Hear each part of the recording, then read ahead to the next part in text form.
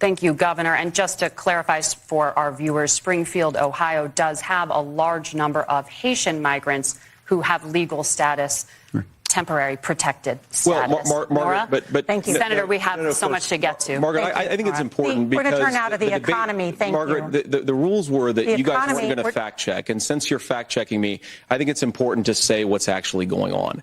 So there's an application called the CBP One app, where you can go on as an illegal migrant, apply for asylum or apply for parole, and be granted legal status at the wave of a Kamala Harris open border wand.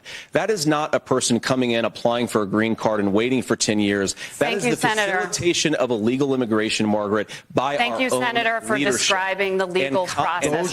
We have so much to get to, Senator. Those laws have been on the books since 1990. Thank you, gentlemen. The CBP One app has not been on the books since 1990. It's something that Kamala Harris created, Margaret. Gentlemen, the audience can't hear you because your mics are cut. We have so much we want to get to. Thank you for explaining the legal process. I've become friends with school shooters. I've seen it. I've become friends with school shooters. Honestly, Tim, I think you got a tough job here because you've got to play whack-a-mole. You've got to pretend that Donald Trump didn't deliver rising take-home pay, which of course he did. You've got to pretend that Donald Trump didn't deliver lower inflation, which of course he did. And then you've simultaneously got to defend Kamala Harris's atrocious economic record, which has made gas, groceries, and housing unaffordable for American citizens. I was raised by a woman who would sometimes go into medical debt so that she could put food on the table in our household. I know what it's like to not be able to afford the things that you need to afford. We can do so much better. To all of you watching, we can get back to an America that's affordable again. We just got to get back to common sense economic principles. You say trust the experts. But those same experts for 40 years said that if we shipped our manufacturing base off to China, we'd get cheaper goods. They lied about that. They said if we shipped our industrial base off to other countries, to Mexico and elsewhere, it would make the middle class stronger. They were wrong about that. They were wrong about the idea that if we made America less self-reliant, less productive in our own nation, that it would somehow make us better off, and they were wrong about it. And for the first time in a generation, Donald Trump had the wisdom and the courage to say to that bipartisan consensus, we're not doing it anymore. We're bringing American manufacturing back. We're unleashing American energy. We're going to make more of our own stuff. And this isn't just an economic issue. I mean, I've got 3 beautiful little kids at home, 7, 4, and 2, and I love them very much, and I hope they're in bed right now. But look, so many of the drugs, the pharmaceuticals that we put in the bodies of our children are manufactured by nations that hate us. This has to stop, and we're not going to stop it by listening to experts. We're going to stop it by listening to common sense wisdom, which is what Donald Trump governed on. Obviously, Donald Trump and I think that there were problems in 2020. We've talked about it. I'm happy to talk about it further, but you guys attack us for not believing in democracy. The most sacred right under the United States democracy is the First Amendment. You yourself have said there's no First Amendment right to misinformation. Kamala Harris wants to use the power of government and big tech to silence people from speaking their minds. That is a threat to democracy that will long outlive this present political moment. I would like Democrats and Republicans to both reject censorship. Let's persuade one another. Let's argue about ideas, and then let's come together afterwards. You can't yell fire in a crowded theater.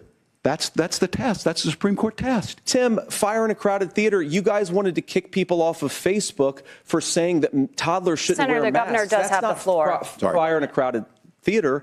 That is criticizing the policies of the government, which is the right of every American. Senator, you said you were in Hong Kong during the deadly Tiananmen Square protests in the spring of 1989. But Minnesota Public Radio and other media outlets are reporting that you actually didn't travel to Asia until August of that year. Can you explain that discrepancy? Yeah, well, and to the folks out there who didn't get at the top of this, look, I grew up in small rural Nebraska, town of 400, town that you rode your bike with your buddies till the streetlights come on, and I'm proud of that service.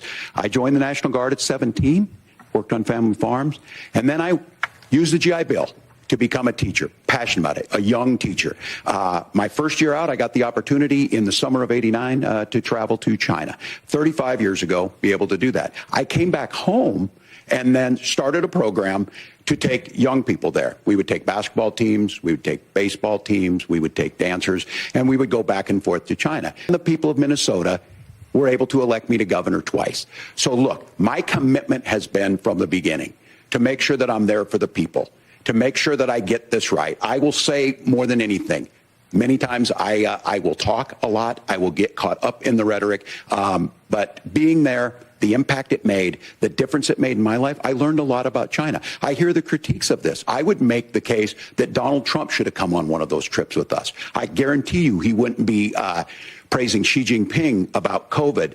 And I guarantee you he wouldn't start a trade war that he ends up losing. So this is about trying to understand the world. It's about trying to do the best you can for your community. And then it's putting yourself out there and letting your folks understand what it is. My commitment, whether it be through teaching, which I was good at, or whether it was being a good soldier or was being a good member of Congress, those are the things that I think are the values that people care about.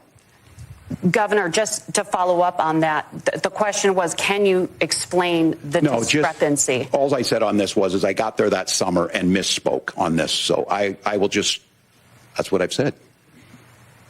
So I was in Hong Kong and China during the democracy protests went in. And from that, I learned a lot of what needed to be in governance. I grew up in a working class family in a neighborhood where I knew a lot of young women who had unplanned pregnancies and decided to terminate those pregnancies because they feel like they didn't have any other options. And, you know, one of them is actually very dear to me. And I know she's watching tonight, and I love you. And she told me something a couple years ago that she felt like if she hadn't had that abortion, that it would have destroyed her life because she was in an abusive relationship. And I think that what I take from that as a Republican who proudly wants to protect innocent life in this country, who proudly wants to protect the vulnerable, is that my party, we've got to do so much better of a job at earning the American people's trust back on this issue where they frankly just don't trust us. And I think that's one of the things that Donald Trump and I are endeavoring to do. I want us as a Republican Party to be pro-family in the fullest sense of the word. I want us to support fertility treatments. I want us to make it easier for moms to afford to have babies. I want it to make it easier for young families to afford a home so they can afford a place to raise that family. And I think there's so much that we can do on the public policy front just to give women more options. As much as Governor Walz just accused Donald Trump of being an agent of chaos, Donald Trump actually delivered stability in the world, and he did it by establishing effective deterrence. People were afraid of stepping out of line. Iran, which launched this attack, has received over $100 billion in unfrozen assets thanks to the Kamala Harris administration. What do they use that money for? They use it to buy weapons that they're now launching against our allies, and God forbid, potentially launching against the United States as well. Donald Trump recognized that for people to fear the United States, you needed peace through strength. They needed to recognize that if they got out of line, the United States global leadership would put stability and peace back in the world. One of the issues we didn't talk about was energy. And I remember when I was being raised by my grandmother, when she didn't have enough money to turn on the heat some nights because Ohio gets pretty cold at night and because money was often very tight.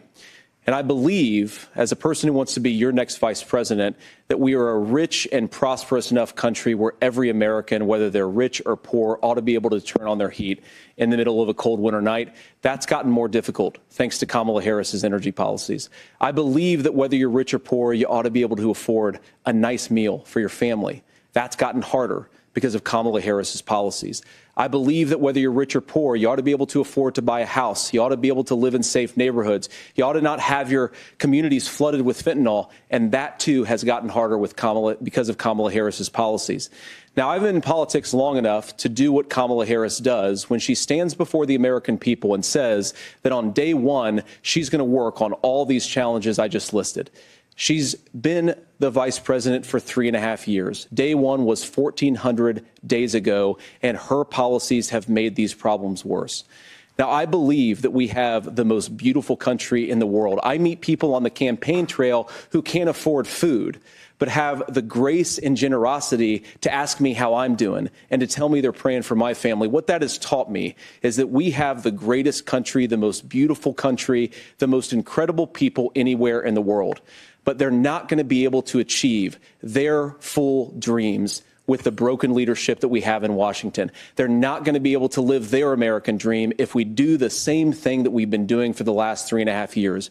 We need change. We need a new direction. We need a president who has already done this once before and did it well. Please vote for Donald Trump. And whether you vote for me or vote for Tim Walz, I just want to say I'm so proud to be doing this, and I'm rooting for you. God bless you, and good night.